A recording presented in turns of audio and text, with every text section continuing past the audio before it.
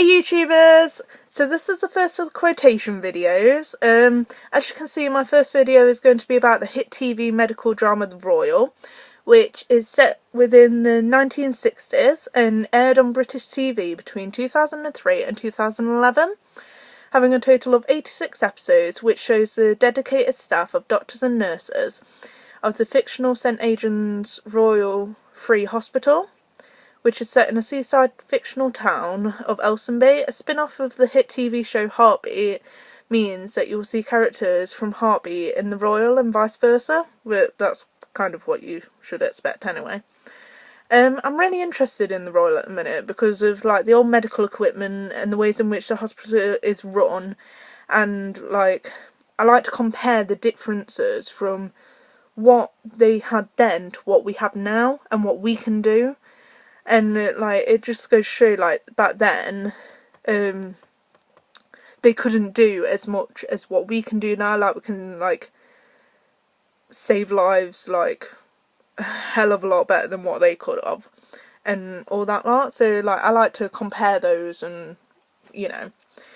Anyway, yeah, like, don't get me wrong. I think the actors portray the characters so well and, like, help us to understand what it must have been like back then and how they suffered, but I'm not too interested about the characters. I'm more interested about the medical side. So, sorry people!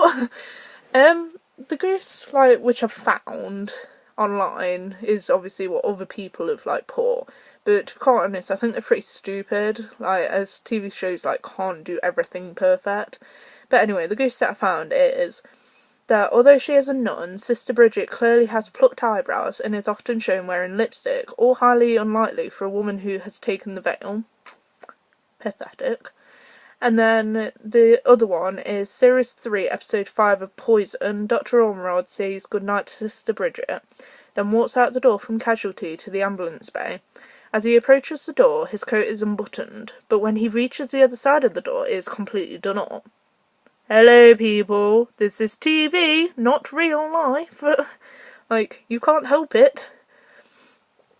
Like, I just think the type of goose in which they've done are just really picky, and they're not really like mistakes. They're just things that people have just picked up on because they're a bit stupid, to be honest. Anyway, to my favourite quotes from The Royal, which I won't be able to put, like, what the episode is, but, like, if you comment below, I'll, like, try and find it and get back to you and stuff. So the first one is a conversation between Mr. Rose, who is a highly respected surgeon from Ashford-le General, and is, like, highly respected for his work and that, but he doesn't like the fact of women doctors, so, a bit arrogant. And then there's Dr. Wetherall, who is a female doctor who is trying to show that females should be respected in whichever profession they decide to do, which total respect for that, because as women can do whatever men can do. I mean, okay, we might have a few restrictions, but you should never be restricted just because of your gender. Like, there's just no fun. But anyway, basically the episode goes that Mr. Rose puts his name on the surgery list as being both the patient and the surgeon, as he has an ingrown toenail, but he doesn't trust anyone else to remove it. Arrogant. Anyway, but himself. And so he does the operation, and as the episode goes on, he finds it hard to walk at first, but as the infection grows within the toenail because of whatever is done, he can't walk anymore, so therefore ends up in a wheelchair and ends up getting wheeled into Dr. Wetherall's, like, consultancy room, where, like, this quote comes from. So anyway, Mr. Rose goes, I don't suppose there is any chance we could keep this just between the three of us. And then obviously Jill, she says, like, after a moment's silence, she's like, no, not Canel's chance. Which obviously goes to show the arrogance of Mr. Rose, and then Jill fighting back to show that don't be an idiot. Like, of course we're going to tell everyone. You've messed up your own surgery. You did the operation yourself, you idiot. Anyway, The next quote is between Dr. Cheriton, who is a young ambitious doctor who comes to be a partner within the practice, and then Meryl Taylor, who is a highly respected nurse in the hospital. And like, after only knowing her for a little while, he falls in love with her. And then he gets offered a job in London, which in those days was seen to be very good and beneficial for any doctor that like wants to work up the ranks. But because he doesn't want to leave her, he asks her to go with him, although they've only known each other for a little while. So then in this episode she asks for 3 reasons why she should leave like everything behind and just join him in London. And like this quote is like one of the reasons that he gives her. So he says, "I make you laugh." And she's like, "No one's dog does that." So he's like, "Well, I don't sniff lampposts or bark at strangers." And then she's like, "Wait till you're a consultant."